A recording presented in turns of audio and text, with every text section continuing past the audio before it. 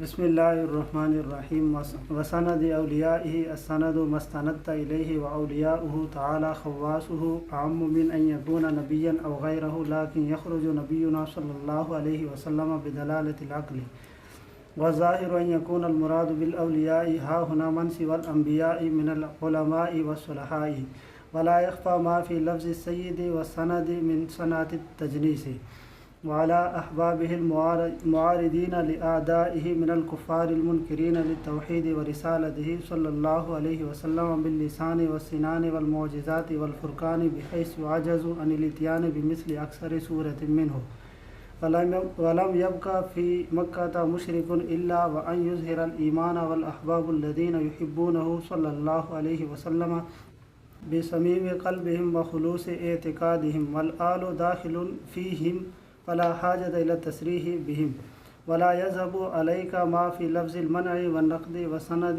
والمعارضة من حسن براءة الاستهلال المناسب لآداب المقال كما نبهناك عليه في أول الحال. بسم اللہ الرحمن الرحیم. وسند اولیائه والصلاۃ، اصل میں عبارت یوں ہے والصلاۃ علی سید انبیائہ وسند اولیائہ، صلاۃ و سلام ہو انبیاء کرام علیہ السلام کے سردار پر اور اولیاء کرام کی سند پر. تو اس میں دو لفظ ہیں، ایک ہے سند اور ایک ہے اولیاء، دونوں کے معنی کرے گا. تو کہتے ہیں السند، سند کا لغوی معنی آپ کو بتاتا ہے. السند مستندت الیہ، سند اسے کہتے ہیں، اصل میں سند کا مطلب ہوتا ہے سہارا، ٹیک، سمجھ آئی؟ مستندت الیہ، تو جس کی طرف سہارا لے اسے کہتے ہیں سند، سمجھ آئی؟ اسی طریقے سے آپ جب حدیث شریف پڑھتے ہیں تو حدیث شریف کے دو حصے ہوتے ہیں، ایک حدیث شریف کا متن ہوتا ہے، ایک حدیث شریف کی سند ہوتی ہے. روات کو سند کہتے ہیں اور آگے متن ہوتا ہے. تو روات کو سند اسی لیے کہتے ہیں کہ وہ متن تک پہنچنے کے لیے سہارا ہوتے ہیں، سمجھ آئی؟ تو سند کا مطلب ہو گیا سہارا. اولیاءہ تعالی خواصہ، اولیاء کا لفظی مطلب کیا ہے؟ اولیاء ولی کی جمع، ولی کا مطلب ہوتا ہے محب، محبوب، مقرب، ناصر. یہ چار معنی ایسے ہیں ولی کے جو عام فام استعمال ہوتے ہیں، لیکن یہاں اولیاء سے مراد کیا ہے؟ کہتے ہیں وَأَوْلِيَاؤُهُ تَعَالَى خَوَّاصُهُ، اولیاء سے یہاں مراد اللہ جل مجد الکریم کے خواص ہیں. وہ خواص چاہے انبیاء کرام علیہ السلام ہوں یا انبیاء کرام کے علاوہ باقی اولیاء، علماء، صلحاء ہوں. اس میں دو احتمال ہیں خواص میں، کہ انبیاء اور اولیاء دونوں ہو سکتے ہیں. اولیاء سے مراد یہاں پر یعنی انبیاء بھی مراد ہوں اور اولیاء بھی مراد ہوں، دونوں، کیونکہ انبیاء بھی اولیاء ہوتے ہیں نا. یا یہ ہے کہ انبیاء کے علاوہ باقی علماء اور صلحاء مراد ہوں. یہ دو احتمال ہیں یہاں پر. تو دونوں احتمال انہوں نے ذکر کیے. کہتے ہیں اعم من ان یکون نبیا او غیرہ، آگے خواص عام ہے کہ وہ نبی ہوں یا نبیوں کے علاوہ ہوں. ٹھیک ہے یا نہیں؟ اور اگر پہلا احتمال لیتے ہو کہ نبی خواص ہوں، نبی اور باقی علماء صلحاء سب خواص ہوں، تو حضور نبی کریم علیہ الصلوۃ والتسلیم پر پھر وہ یہ اعتراض ہوگا کہ سند اولیاء ہی، جب نبی اولیاء میں داخل ہیں تو حضور نبی کریم علیہ الصلوۃ والتسلیم بھی اولیاء میں داخل ہوں گے. تو حضور نبی کریم علیہ الصلوۃ والتسلیم کا سند لنفسی ہی ہونا لازم آیا. تو اس پر پھر وہ یہ جواب دیں گے کہ ہمارے حضور نبی کریم علیہ الصلوۃ والتسلیم اولیاء میں سے خارج ہیں عقل کی دلالت کے ساتھ. سمجھ آئی کل والی بات. اور یہ دو احتمال تو ہیں، لیکن یہاں پر دونوں احتمالوں میں سے راجح قول کون سا ہے، راجح احتمال کون سا ہے؟ کہتے ہیں وَظَاهِرُ أَن يَكُونَ الْمُرَادُ بِالْأَوْلِيَاءِ هَٰؤُلَاءِ مَنْ سِوَى الْأَنْبِيَاءِ مِنَ الْعُلَمَاءِ وَالصُّلَحَاءِ، کہ انبیاء کے علاوہ جو علماء اور صلحاء ہیں وہ مراد لیے جائے اولیاء سے. ٹھیک ہے یا نہیں؟ اب اس پر دلیل کیا ہے کہ انہوں نے کہہ دیا نا وَالظَّاهِرُ، راجح مذہب یہ ہے. ظاہر کا لفظ جب استعمال ہوتا ہے، یہ بات ذرا سن لیں، کبھی کلام میں آتا ہے ظاہرن، کبھی کلام میں استعمال ہوتا ہے الظاہر. ان دونوں کے درمیان فرق کیا ہے؟ بڑے استاد صاحب رحمہ اللہ، مولانا تھا محمد صاحب رحمہ اللہ، مولانا علی بخش صاحب رحمہ اللہ کے حوالے سے فرمایا کرتے تھے کہ مولانا علی بخش صاحب فرماتے تھے کہ جہاں الظاہر آتا ہے اس سے مراد ہوتا ہے قطعی اور یقینی طور پر یہ بات ثابت ہے، اور جہاں ظاہرن صرف آتا ہے الف لام کے بغیر تو اس کا مطلب یہ ہوتا ہے کہ یہ بات ظنی ہے، بس ایک احتمال ہے. تو یہاں کہا وَالظَّاهِرُ، قطعی اور یقینی بات یہ ہے، یہ احتمال قطعی ہے، یہ احتمال یقینی ہے کہ یہاں مراد اولیاء سے انبیاء کے علاوہ علماء اور صلحاء ہوں. ٹھیک ہو گیا یا نہیں؟ ہاں. اب اس پر دلیل کہ تم نے تو اسے قطعی اور یقینی بات کہہ دیا، تو اس پر تمہارے پاس دلیل کیا ہے؟ تو ہم کہتے ہیں ہمارے پاس دلیل ہے. دلیل ہمارے پاس یہ ہے کہ ایک ضابطہ ہے کہ جب خاص کے مقابلے میں عام ذکر کیا جاتا ہے تو اس عام سے خاص کے ما ادا مراد ہوتے ہیں. سمجھ آئیے نہیں؟ ہاں. تو یہاں خاص انبیاء خاص ذکر کیا گیا تھا، اور اس کے مقابلے میں اولیاء عام ذکر کیا گیا ہے، تو اولیاء سے انبیاء کے ما ادا مراد ہوں گے، لہذا وہ علماء اور صلحاء ہیں. ٹھیک ہے یا نہیں؟ تو یہ ہمارے پاس ایک دلیل آ گئی. تو یہاں اولیاء سے مراد کیا ہے؟ علماء اور صلحاء، یہ ولی ہیں. تو اس سے آپ کو ایک بات اور بھی پتہ چل گئی کہ اولیاء وہ ہوتے ہیں جو علماء بھی ہوں اور صلحاء بھی ہوں. صرف عالم ہو صالح نہ ہو وہ بھی ولی نہیں ہوتا، صرف صالح ہو عالم نہ ہو وہ بھی ولی نہیں ہوتا. اسی لیے اللہ نے جب ولیوں کا تعارف کرایا نا قرآن شریف میں تو فرمایا الا ان اولیاء اللہ لا خوف علیہم ولا هم یحزنون. یہاں تک اولیاء کا انجام بتایا. ہوتا کون ہے؟ فرمایا الذین آمنوا وکانوا یتقون. ولی وہ ہوتا ہے جس کا باطن نور ایمان سے منور ہو اور ظاہر حضور نبی کریم علیہ الصلوۃ والتسلیم کی شریعت پر عمل کرنے سے جو تقوی حاصل ہوتا ہے اس تقوی سے منور ہو. ولی وہ ہوتا ہے کہ جس کا باطن نور ایمان سے منور ہو اور ظاہر تقوی سے مزین ہو. سمجھ آ گئی ہے یا نہیں؟ اسی لیے ہمارے علماء نے ولی کے لیے، مرشد کے لیے جو شرائط لکھی ہیں وہ 4 شرائط ہیں، اور آپ نے یہ بات پڑھی ہے، قاعدہ گزرا ہے اذا فات الشرط فات المشروط. جب شرط فوت ہو جائے تو مشروط فوت ہو جاتا ہے. 4 شرطیں ہیں ولی کی جس سے آپ نے بیعت ہونا ہے، جس کو آپ نے مرشد بنانا ہے. کیا ہے؟ پہلی شرط یہ ہے کہ صحیح العقیدہ سنی ہو. دوسری شرط یہ ہے کہ شریعت مقدسہ کا عالم ہو. اور تیسری شرط یہ ہے کہ وہ فاسق معلن نہ ہو، یعنی متقی ہو. اور چوتھی شرط یہ ہے کہ اس کا سلسلہ طریقت حضور نبی کریم علیہ الصلوۃ والتسلیم تک متصل ہو. یہ 4 شرائط ہیں پیر کے لیے. ان 4 شرائط میں سے کوئی ایک شرط بھی نہ پائی گئی وہ پیر نہیں رہے گا. سمجھ آئی؟ ہاں. اذا فات الشرط فات المشروط.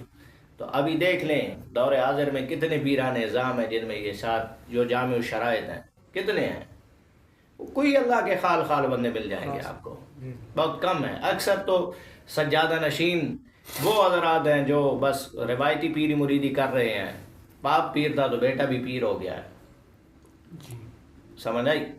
حالانکہ سوچنا یہ چاہیے کہ جب ایک حافظ بندہ ہے تو اس کا بیٹا حافظ نہیں بنتا جب تک کہ وہ اس کا بیٹا خود حفظ نہ کرے، وہ اسے حافظ نہیں کہتے۔ اگر کوئی کسی کا باپ عالم ہے تو بیٹا عالم نہیں ہوتا جب تک کہ وہ درسیات نہ پڑھے۔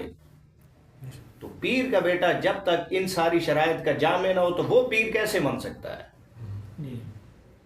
دنیا کا بھی یہ قاعدہ ہے، لیکن ہمیں تو پھر سمجھ نہیں آتی۔ تو پھر اس کا نتیجہ یہی ہوا کہ آج جتنی اہل سنت و جماعت کی چوڑ ان پیران نظام نے کی ہے اتنی کسی نے نہیں کی۔ اقبال نے کہا تھا میراث میں آئی ہے انہیں مسند ارشاد، زاغوں کے تصرف میں عقابوں کے نشے من۔ سمجھ آئی یا نہیں؟ تو اس کا یہی نتیجہ ہے، مریدین کو یہ سبق پڑھاتے ہیں کہ جی طریقت اور ہے اور شریعت اور ہے۔ یہ خشک مولوی ہیں، ان کے نزدیک نہ بیٹھنا۔ انہیں پتہ ہے کہ یہ مولویوں کے نزدیک بیٹھو تو ہمیں چھوڑ دیں گے، تو ہمیں کوئی نذرانے نہیں دے گا۔ آپ مجھے بتائیں کتنے پیران نظام ہیں آج کل؟ تو یہ دور آ گیا ہے کہ پیر کو آپ نذرانہ دیتے ہیں تو پیر پوچھتا ہے بیٹا کیا حال ہے۔ نذرانہ نہیں دیتے، چاہے آپ کتنے ہی متقی ہوں، پیر سلام تو آپ کو کرے گا، لیکن یہ نہیں کہے گا کہ کیا حال ہے، پوچھے گا نہیں آپ سے۔ لیکن کوئی ایسا پیر ہے، مرشد بنانے کی علت کیا ہے، وجہ کیا ہے؟ حضرت شاہ ولی اللہ محدث دہلوی رحمہ اللہ نے القول الجمیل کے اندر لکھا وَعَلَمْ أَنَّ الْبَيْعَةَ سُنَّةٌ لَيْسَتْ بِوَاجِبَةٍ کیوں؟ لِأَنَّ النَّاسَ بَایَعُوا النَّبِيَّ وَتَقَرَّبُوا بِهَا إِلَى اللَّهِ۔ بیعت کی علت یہ ہے کہ اللہ کا قرب آپ کو حاصل ہو۔ لیکن آپ دیکھ لیں کہ کتنے پیر ایسے ہیں جو نذرانے لیتے ہیں تو یہ کہہ دیں کہ حضرت بیٹا نماز پڑھتے ہو یا نہیں پڑھتے؟ بیٹا تمہارے منہ پہ داڑھی کیوں نہیں ہے؟ تم شریعت پر چلتے ہو یا نہیں چلتے؟ اگر تم نہیں چلتے تو میں تمہارا نذرانہ تمہارے منہ پر مارتا ہوں۔ مجھے تمہارے نذرانوں کی کوئی ضرورت نہیں ہے۔ کوئی ایک پیر بھی آپ کو ایسا نہیں ملے گا جس نے یہ کہا ہو، بلکہ نذرانے لے لیتے ہیں، بے شک داڑھی منڈا ہو، نماز ایک نہ پڑھتا ہو، شریعت کو اسے پتہ بھی نہ ہو، صرف نذرانے پیر صاحب کو دیں تو وہ پیر صاحب کو منظور نظر ہوتا ہے۔ سمجھ آئی گئی یا نہیں؟ تو یہ ایک بات آگی۔ بہرحال اللہ جل مجد الکریم انہیں ہدایت دے، ہمیں بھی ہدایت دے اور ہمیں سمجھنے کی توفیق عطا فرمائے۔ پیر محمد چشتی صاحب رحمہ اللہ کی ایک کتاب ہے، اس پر الارشاد والاسترشاد فی الاسلام، یہ اس کو مطالعہ کریں۔ اگر آپ نے اس موضوع کو پڑھنا ہے نا تو اس کو مطالعہ میں رکھیں۔ 12 ولا یکفی ما فی لفظ سید و سند من صنعت التجنیس۔ یہ عبارت ایک سوال مقدر کا جواب ہے۔ سوال یہ ہے کہ انہوں نے کہا والصلاۃ علی سید انبیائہ و سند اولیائہ، تو یوں بھی تو کہہ سکتے تھے والصلاۃ علی اشرف انبیائہ و افضل اولیائہ، یہ لفظ بھی تو لائے جا سکتے تھے۔ سید اور سند کے لفظ کیوں لائے؟ کوئی اور الفاظ بھی تو لا سکتے تھے۔ تو اس کا جواب کہتے ہیں کہ اصل بات یہ ہے کہ باقی کوئی لفظ لاتے تو یہ چیز نہ آتی،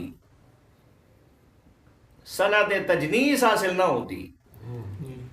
یہ دو لفظ لائے ہیں تو اس سے سند تجنیس حاصل ہو گئی ہے۔ سند تجنیس یہ ہوتی ہے، یہ ایک بلاغت کی اصطلاح ہے۔ سند تجنیس یہ ہوتی ہے کہ دو لفظ بالکل ہم شکل ہوں لیکن ان کے معنی مختلف ہوں۔ تو آپ سید اور سند کو نقطوں کے علاوہ لکھیں تو بالکل ہم شکل ہیں لیکن ان کے معنی مختلف ہیں۔ تو ان دو لفظوں کو لانے سے ہمیں سند تجنیس حاصل ہو رہی ہے، باقی اگر کوئی لفظ لاتے تو سند تجنیس حاصل نہ ہوتی۔ سمجھ آ گئی ہے یا نہیں آئی؟ وَعَلَىٰ أَحْبَابِهِ الْمُعَارِضِينَ لِأَعْدَائِهِ، احباب المعارضین لآدائہ، احباب اور صلاۃ و سلام یا ہو حضور نبی کریم علیہ الصلاۃ والتسلیم کی اتباع میں، مستقل صلاۃ و سلام نہیں بلکہ بالتبع صلاۃ و سلام ہو۔ کن پر؟ احباب المعارضین لآدائہ، وہ لوگ جو حضور نبی کریم علیہ الصلاۃ والتسلیم سے محبت کرتے ہیں۔ کون ہے جو حضور سے محبت کرتے ہیں؟ کہتے ہیں المعارضین لآدائہ، جو حضور نبی کریم علیہ الصلاۃ والتسلیم کے اعداء سے مقابلہ کرنے والے ہیں. سمجھ آئی؟ تو اس میں 4 باتیں ہیں. آدائی ہی اور احبابی ہی کی ہی ضمیر کا مرجع کیا ہے؟ پہلی بات یہ.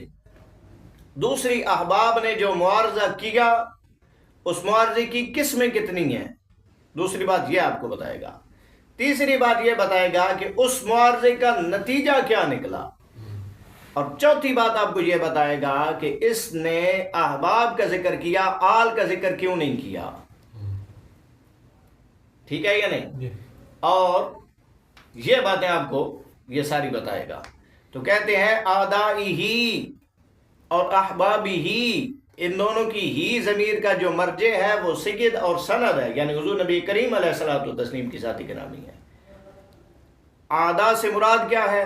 کہتے ہیں من الکفار المنکرین للتوحید و رسالتہ صلی اللہ علیہ وآلہ وسلم.